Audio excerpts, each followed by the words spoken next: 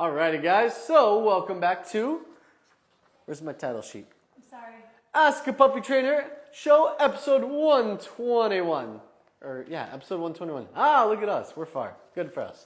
Okay, we have Percy's, Percy's a girl, she's very excited to be here. So you're gonna see me slowly maneuver her into a somewhat calm state. So we're gonna kind of play around with that as we go. She knows anytime I pick up this paper that I'm out of control. I don't have control anymore, and she chooses to fight right when I do that. So, there we go. That's what I'm looking for. Calm conversation. Don't lick the mic, Percy. Thank you. All right, so our first question is from Kelly, and this was off our step-by-step guide to training your puppy. I'm following all these steps, and this is my first week back at work with my 4-month-old puppy. He sleeps through the night in the crate, no problem, and now that I'm back at work, he is only in the crate 3 hours at a time, and I come home midday to hang out and feed him his lunch. He is whining and barking half the time I'm gone, and half the time he is laying down but keeps getting up and changing position. It doesn't look like he's settling at all. Any suggestions? I'm going to wait for the ambulance to go by in case you guys didn't hear that. Hopefully you couldn't. So, it's pretty normal what you're getting. Up half the time, asleep half the time, that's totally normal. When you're home, are you doing the same crate routine when you're home? Because that's the bigger deal. If you're only doing it overnight when you're home with them, then when you do it in the daytime when you leave, he's now associating you leaving with crate time. So he's developing a negative association to you leaving and him being in the crate. My recommendation is follow the same schedule you'd have for work, but do it when you're home. So your puppy's going to be in the crate for 3 hours, come out for 1 hour. And then 3 hours, come out for 1 hour. So you're basically trying to mimic the schedule your puppy will have when you're at work. Because right now your puppy is acclimating to being in the crate and it wants someone there. It wants to be comfortable in its space, know that you're in the same room with them or you're at least in the house with them. And once you get that, they'll start settling down. And then you can start throwing the trash out, going outside and rolling your trash cans to the curb. You can find little moments to acclimate your puppy to being in the house by himself for 5 minutes, 10 minutes. Maybe you take a walk down to Starbucks, grab a coffee, walk home without the puppy. They're at home for the 20, 30 minutes it takes you to do that. That is all the puppy getting used to being at home alone for a short period of time and then eventually a greater period of time. And then by the time you do eventually leave for 3 hours to go to work, it should be a lot easier for you guys. Check it out, try it out, let us know how it works. All right, and this is from Lisa. And this is for stop overnight potty accidents. My 16-week-old Frenchie goes in her crate all the time and will just lay in it with no fuss. She doesn't seem to care. I thought I had the best puppy that never woke me up in the middle of the night until I realized she was going. Oh, and then she started eating her accidents. Ouch. All right, well, I'll say this. We feel for you. We have 32 dogs in our other room right now, and we have one that will poop in the crate every single day and attempt to eat it. Pee in the crate and attempt to lick it and drink it. So what we've had to do is we've had to give a very, very, very strict crate schedule and heavily limited water and food. And what I mean by that is not that we don't give the resource, but we limit the amount that we give based off of body weight and the national average that most dogs tend to need, except for very certain breeds like Dalmatians. I think Weimaraners need a specific amount of water too. There's a couple rare breeds out there that need specific amounts. But the majority of dogs, when you give them water, you want to give a half cup of water per 30 pounds of body weight every 2 to 3 hours. And if your puppy is prone to having accidents at night, Frenchies tend to be some of the worst potty accident dogs in the crate because they will literally just lay in it, inside of it. And that is not rare, but it's not the average. It's not common. It's a little bit more uncommon. So what I would say is when you go to bed, let's say you go to bed at 10 p.m., your puppy's final potty, for pee and poop, if you haven't gotten one since 6, 7 p.m., will be potty at 9:55, poop at 9:55. If you got to poop at like 7, 8 p.m. and you don't get it at 9:55 p.m. and your puppy doesn't poop accident in the crate the next morning, then don't worry about the poop, but you have to get that final pee. I'd also cut off my water at about 6 p.m. the night before they go to sleep. So basically when they go in the crate, they have an empty bladder because you got that final potty right before you went to bed. And if you don't get that potty right before you go to bed, you need to put them in the crate for 10, 15 minutes and take them back outside again before you actually get in bed. If you don't get a potty right before you go to bed and you're having potty accidents in the crate, that's probably the reason for the potty accidents. Too much water, maybe too much food, and not getting that final potty before sleep. Those are the 3 solutions. Try that out. Let us know how it works. And this is from Angelic Namor. This is from our What Do You Do If Your Puppy Keeps Missing Their Potty Pad? Angelic Namor said, I have a 9-week-old Sheepadoodle and she keeps missing the pads by a foot or 2. No, okay. Put up, oh, sorry. Was that a lot? Was that a lot of energy? Thank you. So when you put her on the potty pad, I want you to take a playpen and put a playpen around the potty pad. Most playpens can break down to about a 2x2 square, and that's about the length and width of a potty pad. So set up your 2x2 your playpen, just make it a 2x2 little square, put the potty pad inside of that. But this is where it's going to seem a little bit weird. You're going to question this and question my sanity when I tell it to you. I want you to put your puppy in that playpen on the potty pad, but I still want you to keep a leash on her, on the harness. And I want you to hold that leash above. Don't do any tension. You're still loose. But I want your puppy to get used to having a leash on, you holding the leash, and them going potty in a designated area. That's potty training. And if you're not already on a schedule, get yourself on a schedule so you have more control over the potty time. 2 hours in the crate, half an hour out, hour and a half in the crate, 30 minutes out, whatever you guys need to do. And right when they're coming out of the crate, that's when I put them on the pad with the leash, with the playpen around them, and I'll stand there for 2 to 3 minutes waiting for them to go potty. Very likely there's going to be a little bit of frustration. They're not able to go where they want to go. They don't get to roam in such a large area. Is that a good smelling beer? Oh, thank you, Percy. They don't get to roam in such a large area, and maybe they feel like they need to walk around more to go potty. They can circle in that playpen with enough time. You just got to wait them out. 2 to 3 minutes in the playpen. They don't go. Put them in the crate for 15 to 30 minutes, depending on age. 9-week-old, probably about 5 to 10 minutes. That's pretty darn young. And then after that 5-10 minutes, take them out of the crate, put them back in the playpen potty area. So let's take that a step farther. What if I'm taking them out of the crate, getting ready to put them in the potty area, and I notice that they pottied in the crate? That's common, especially for 9-week-olds. If that happens, I want you to measure how much time you put them in there for. Maybe it was 10 minutes, maybe you went to the max. Cut it in half to 5. You still get a potty exit. Cut it down to 3. Still get a potty exit. Put them in the crate for 30 seconds. Stand next to the crate, kind of out of sight with the towel next to you, and then open it, take them back out, put them back on the potty pad. You're kind of just figuring out how long they need to go back in the crate before that bladder builds up again, and the control lessens, and then they got to go potty again.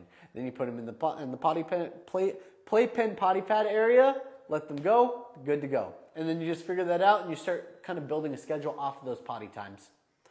Oh, this is a long one. All right, this is from Amy. Hi guys, I'm back again for some more advice from your Q&A. You guys always fix my problems. My 2-year-old Cavapoo has suddenly taken a dislike to puppies. I can't figure out why as he never used to have any issue and was frequently socialized at daycare. He now gets a dog walker, but again is group walked. Whenever we meet a puppy on a walk, he will growl and go for the puppy. Nothing too dramatic in terms of going for them, but still not good.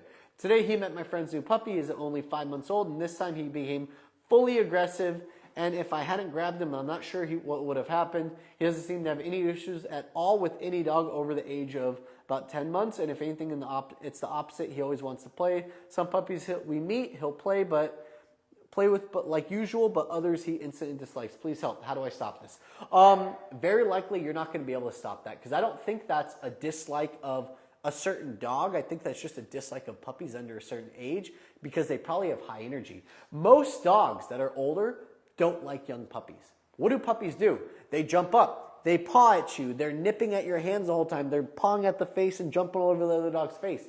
Old dogs don't like that. How they regulate puppies is rah, and they snap at them and pin them to the ground. That's a domination technique, and it's how they incept them almost like into their pack.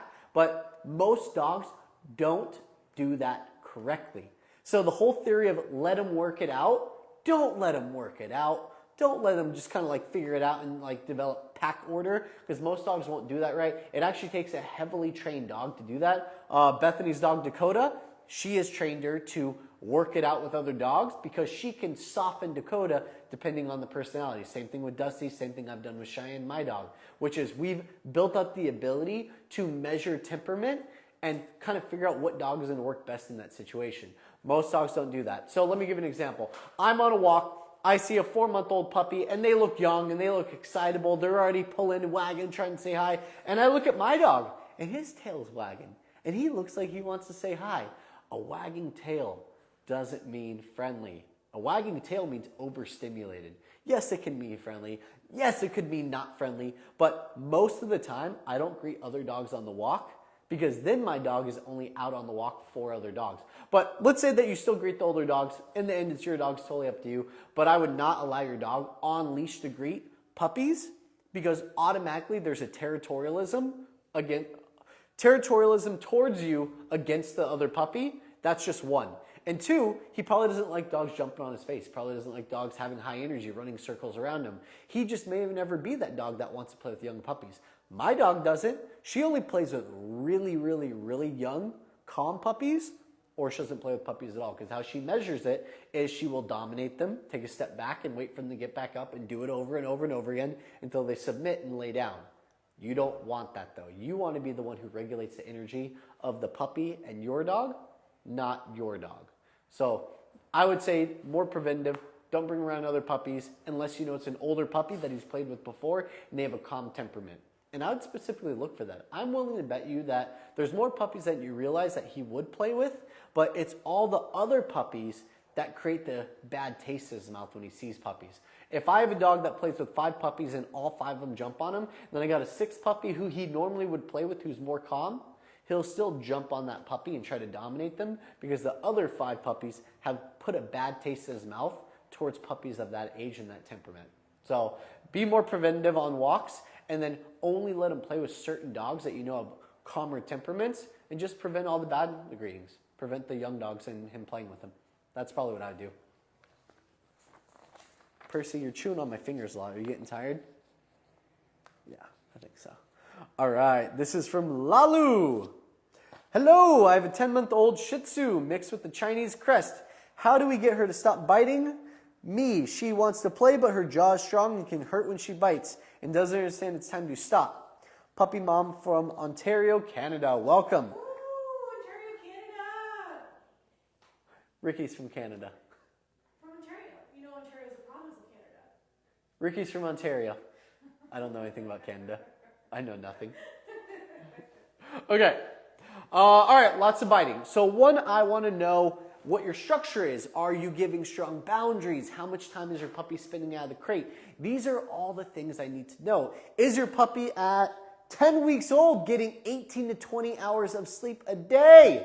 That's a tremendous amount of time, I know, but it's a short-term loss for a long-term gain. Most puppies can't be out of the crate for more than about 20 to 30 minutes at a time at that age before they get cranky and just start nipping. Like you're getting close to your 30 minutes, you're getting cranky. You're starting to nip at my hands as well. So when puppies get bored, they get cranky and they start doing things you don't want them to do. I do a couple different things. One, I focus on a really strict crate schedule for a young puppy, especially teach bladder control and also make sure they're well rested. When my puppy comes out of the crate, I've given them their potty. They're now in their free time. And during free time, my puppy always has a leash on. Even if it's a 4-pound puppy, just get one of those really thin leashes from Papilla, a small little like cat dog harness, like tiny one, and they just drag around the leash inside the house. When my puppy is doing their free time window, I want to break up my free time window up into 3 parts. This is very, very important. It's what prevents a lot of the chewing and nippiness. So part 1 is walk and play, exactly what it sounds like. If it's 10 minutes of walk and play, I'm probably only going to do about 5 minutes of play max, because that's about all my puppy can handle before they get overstimulated and start nipping. Yes, she's biting my hand. She's seeing it as it goes back and forth and biting at like a little piranha. I know, it's holding still, there's nothing to bite. So I would make sure that I do minimal play and try to do a little bit more walking instead. So you can do like 4 or 5 minutes of play, maybe 5-6 minutes of walking. And even your walking, it's all commands. It's come, good treat. Sit, good treat. Come, good treat. Sit, good treat. It's movement. So right here, I'm getting some firm nipping. Listen to the sound of my tone because I'm going to explain the 3 strike rule in a second. No. I freeze. Good. When she stopped chewing on my hand and kind of look for something else to do. Normally, I'd have a toy next to me, and when she starts chewing, I'd do a firm no, a short pause, pick up a toy, give her the toy, and let her kind of chew on the toy a little bit more. So I'm redirecting away from the hand, but she just wants a hand because there's no toy. All right, Kimberly, she's done. A little piranha. Come on. Good job. Thank you. Bye, purse. So I would really focus and emphasize redirection for that one. But all right, so in the crate, comes out, walk and play. Now we do about 10 minutes of training. This is all still part of your free time window. We'll do like maybe 5-10 minutes of training. You guys can join our online school. We have a couple different, we have about 7 or 8 like full-blown class that talk about all the different breakdowns of training, a lot of different workshops, but it goes through all the commands that you'll hear me reference here. You can do place pattern, you can do down say, you can do relationship building exercise, teaching, come and name recognition. There's all kinds of different things you can practice with your puppy during that 10-20 minute window of training. But the final one, and this is the really, really important one, because this is what teaches your puppy to be calm outside of crate. Super, super important, that last phrasing, which is they're gonna be on their dog bed. I've got a leash on their harness tied to something behind them, anchoring them to that spot. I used to say playpen a lot, but I find playpen is creating more frustration in dogs lately, so I'm defaulting more to the back tie tether. And I've literally got them tied to a weight, about a 5-foot diameter from that weight. Their bed is there, they got a toy, maybe a Kong with some peanut butter in it, you got a couple things to entertain them, and they'll spend their last 10 to 15 minutes in that area existing around us. During this time, I do not look, talk, or touch them. This is their time to exist on their own, in their own space. It's super, super important to build confidence, independence, and the ability to self-soothe. Let's hear that one more time because that's important. The ability to self-soothe. Most dogs don't have that. Most dogs only have it in the crate, but they're constantly like a bat out of hell when they're out of the crate. This is going to help them calm down. Does it help with the biting? It will, because they need tighter structure. But now let's address the biting itself. I mentioned I had a 3-strike rule. How am I doing on time? Yeah, I got enough time. 3-strike rule. Strike 1 is a firm biting at my hands. No, freeze. Don't keep your hand by their face. Just kind of ball your hands in the fist. Keep them neutral. Your puppy's going to bite at it a few more times. It's not going to do anything because it's not getting a reaction from you. And they're going to kind of just look around confused. That's my moment. That's what I'm waiting for. Pick up my toy, give them the toy, and kind of just distract them with the toy a little bit. You're just redirecting their passion to the toy and their frustration away from your hands. Do that for a couple minutes and then set them down and probably make that the end of it and just do supervised separation.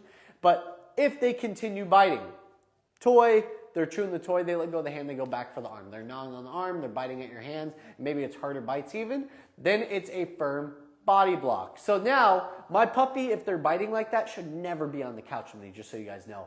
I should be sitting on the ground next to the dog bed with a leash on them, because this is when the second strike kicks in, which is spatial pressure body blocking. I'm going to pick up that leash, say no, lift up and away from my body. Just to be clear, we're not lifting them off the ground. They're not flying around us. They're still touching the ground, back feet fully. Front feet are barely hovering off the ground. Because I'm waiting for them to get frustrated, try to fight, try to bite at the leash, do all the frustration things, and then eventually go limp. That's not because they're being choked out, just to be ultra clear. They're not being choked out. They're going limp because they're bored. They're like, well, I can't go left, I can't go right, I can't go forward, I can't go back, no front flip, no back flip. And eventually they're just, they give in. Slowly lower your leash completely. Give them slack. It's that moment that we're targeting. The moment where they're like, well, this isn't working. I don't want to fight anymore. They give in. Good. How did my good sound? Happy, mad, sad, glad, neutral? Neutral as much as I can make it. Because good boy. Right back to it. It gives energy, it gets energy, usually times 1,000. So you give nothing, and you're still somehow going to get a little bit of something out of there, but you're neutral, good. That's all I'm looking for. And when you get them to give in, and you give that good, you have about a 1.5 second window. For young puppies under 6 months, it's about 1.34 seconds. For dogs above 6 months, it's about 2.34 seconds. That's their short attention span. That's all the redirection time you have to be like, no, good. Come, place, sit, down, good, treat. Come, heel, sit, down, good, treat. Come, place, sit, down, good, treat. Work the brain. Most of the time, they're either biting you because they're cranky and tired, or they're bored and frustrated. If I can't even train my puppy at that point, they're just so distracted, they're not even trained, they're not even following food, that's your puppy telling you they're tired.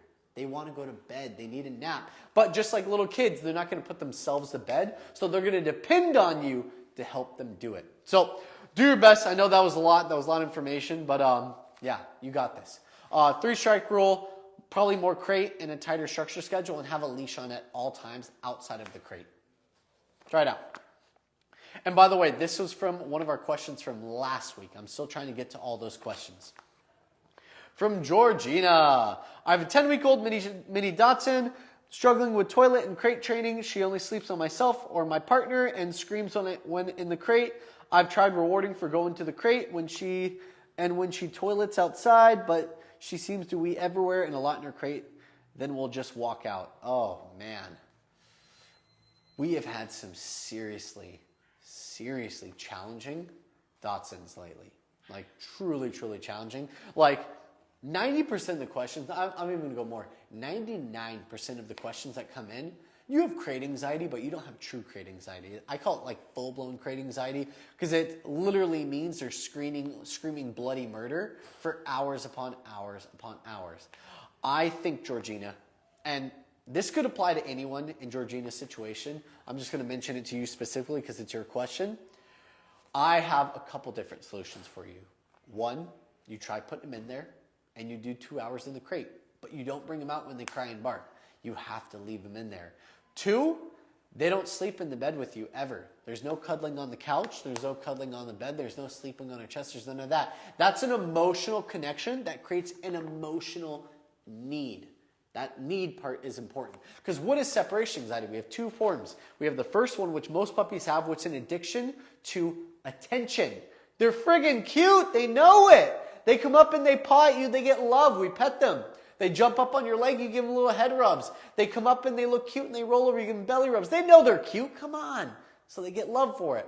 That's not fun. That's not a fun form of separation anxiety, but it's not the bad version. The bad one is an addiction to affection. It's a physical need to get affection at all times throughout the day, and if they don't give it, they absolutely lose it. So I think 1, sleeping in the crate overnight, even if it's hard, even if they're barking and crying, it's challenging. You might even start with the playpen next to the bed with the crate in the playpen and the door open just to kind of get them started.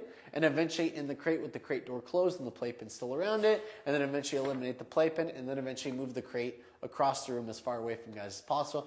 That's just a starting point. 2, no more cuddling. No cuddling on the couch, no cuddling on the bed. 3, I might even take that no cuddling to the next step and say eliminate affection. For 2 weeks, eliminate it. And I know what I'm asking, and I know I'm going to get a ton of backlash for saying that, but it's something that most trainers won't tell you, which is when your dog relies so heavily on affection, they don't care about food as much. They don't care about working for you. All they care about is getting affection. So nothing holds value. When you eliminate affection, they have this hole, this pit inside of them that they have to fill in some way. The pit doesn't just fill itself in automatically. They need something from you. Training. All the times you would normally give affection, I want you to train your puppy instead. If I want to give my dog pets, I'm instead going to do a 10-minute training session and food becomes your pets. Working for food becomes your pets. And you reverse, so it's like you like on a honestly Uno reverse, like Uno flip, from the affection to your puppy wanting to work. You're going to build crazy food drive. And instead of your puppy barking in crate, they're going to go in there calmly because you're putting them in the crate, giving them food, releasing them from it. So you got to make a reverse on what you're doing. Eliminate affection, maximize training for food only. Your puppy trains for all their meals. And there's going to have to be some windows where they go in the crate and no matter what, they have to stay in there.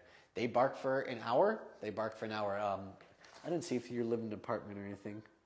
I don't know if you live in an apartment. If you do, maybe go grab a couple bottles of a Markham Merlot for your neighbors because very likely they're going to have to crack that bad boy open when they hear a puppy screaming for 2 hours straight. So just see what you can do. When it comes down to it, honestly, if you come back next week and you're like, hey, we tried everything, it doesn't work, my advice to you is going to be hire a private dog trainer, not positive reinforcement. Positive reinforcement only dog trainers don't reverse negative behaviors. They positively reinforce the behaviors they want. So just by definition, it's not going to help you in that situation. Go with a balanced dog trainer, which works with multiple different techniques. They do positive reinforcement, they do negative reinforcement, and there's a lot of different quadrants in dog training, and they tend to utilize a majority of them to help reverse the puppy's mentality and see the crate as a good thing rather than a bad thing. But yeah, check it out. This is from Cuidadora de Mascotas.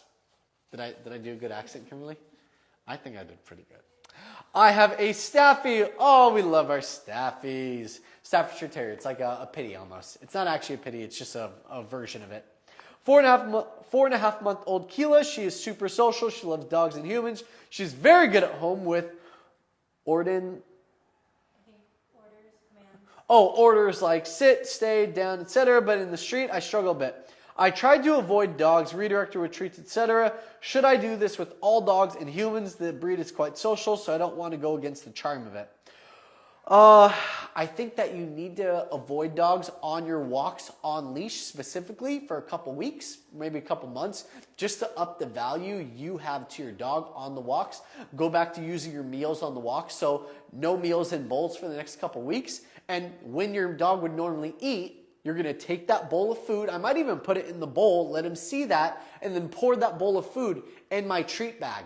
And I'm going to put that on my hip, and I'm going to start walking my dog. And every time I walk and I see a dog 100 feet ahead, my dog shows a little bit of interest. I'll put food to the nose, rock back, heel. They look at me, good treat, and then walk in the opposite direction.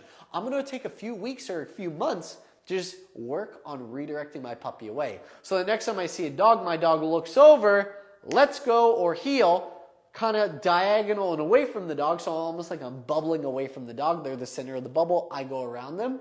My puppy looks at my food, good treat, and then I keep walking.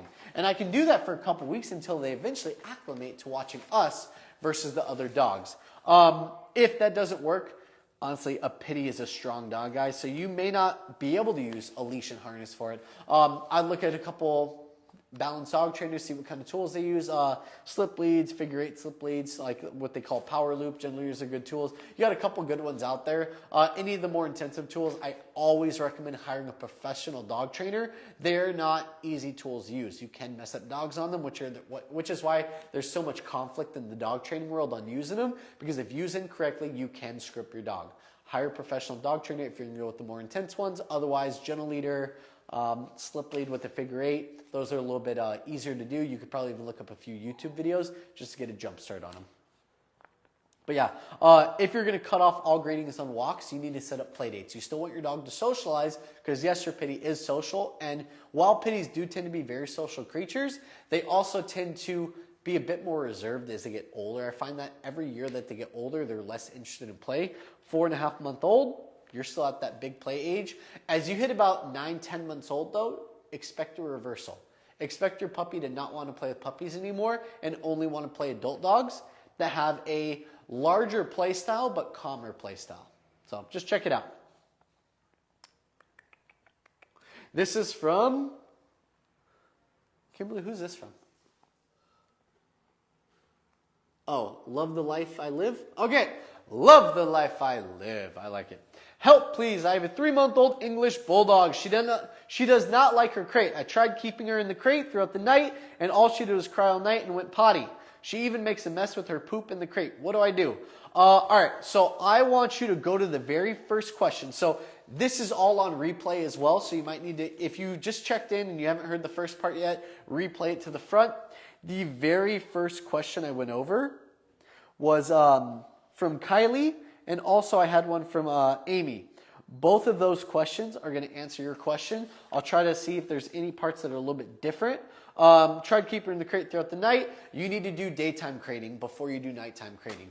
I might do nighttime crating with a playpen crate setup with a little potty pen outside of it, just if I'm still getting frequent accidents, or I just might make it so I don't have to close the door. If I get whining and not barking, I might even move the crate to my living room while I sleep in the bedroom, and during the daytime, I'll move the crate to the bedroom while I frequent the living room, kitchen, main living areas of it. You always want the crate as far from you as possible, except for at night, unless your puppy is crying and whining a lot. Two, if your puppy poops in the crate at night, they're probably not giving you a final poop before bed. And if it's a consistent poop in the crate, you need to get your final potty before you go to bed. Maybe a pee, maybe a poop. If you get your final poop at 5 p.m., you're probably still going to get another poop at 9 or 10 p.m. when you guys go to bed. If you go to bed at 10 p.m., only expect to sleep until 4 a.m. Puppies only sleep about 6 to 8 hours. And if it's young, 3 months old, 6 hours is Awesome. That's amazing. So you might need to set a timer for yourself at 4 a.m. Wake up at 4 a.m. Glance over your puppy's just knocked out. You're probably good. If your puppy's standing there staring at you with those big old whale eyes, your puppy has to go potty. And if you don't do it, it's going to be in the crate. So you got to help them understand what their purpose is, which is when they wake up, they hold it for a certain amount of time. You know they got to go potty. You take them out for potty. They go right back in the crate. Close it, lock it, cover it with a towel, put on a little white noise machine. They go back to sleep until I wake up at 7 a.m., 8 a.m., whenever you're actually planning on waking up. So the schedule eventually moves to the schedule that you want, but it's got to start at this first to work your way up to it. That's the big thing. Yeah. Great course. Oh, yeah, I was supposed to promote something. Where is it? Oh, am I over? I went over. All right, and we actually, because we had so many crate questions, we have a crate training crash course. Ooh, that was kind of a tongue twister. Crate training crash course. All right, so it is Tuesday, September 26th at 1 p.m. The topic is going to be crate training magic. Turn your puppy's crate into their happy place. Sign up. There's a link in our bio for the sign up. There will be a replay if you can't make it live, but you still need to register. So just to reiterate, link in bio. The seminar is on Tuesday, September 26th at 1 p.m. Pacific time, and you'll need to sign up for it before you can join it. Oh, and I'm hosting it. Is Bethany joining? Probably not, huh? Just me. TikTok, Instagram, YouTube. Link in bio. Join up. Is it in YouTube? Why would you tell me that then? It's not in the YouTube. It's only in the Instagram and the TikTok. YouTube description. Oh, it was there. So I was right. That's not link in bio. Okay, I was close. Okay, guys, bye. Awkward smile time. Oh, and any questions I didn't get to, we'll mark them off and we'll get to them next week. Okay, guys, bye. Maybe.